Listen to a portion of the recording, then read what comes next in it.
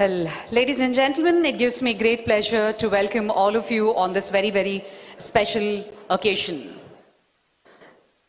And on this very special occasion, we have amongst us none other than Honorable Union Finance Minister of India. She has worked tirelessly for the nation's financial well-being and has stood as a guiding force behind India's economic resilience and strength.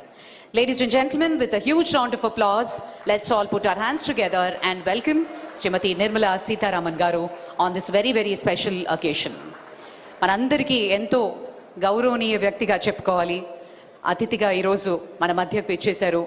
భారతదేశం యొక్క ఆర్థిక విధానాల్లో జీవం పోసే నాయకత్వం, భారత ప్రభుత్వ కేంద్ర ఆర్థిక మంత్రిగా దేశ ఆర్థిక శ్రేయస్సు కోసం నిరంతరం కృషి చేస్తూ భారత ఆర్థిక మన్నికకు మార్గదర్శకులుగా నిలిచారు మేడం నిర్మలా సీతారామన్ గారికి సాదరంగా స్వాగతం పలుకుతున్నాం.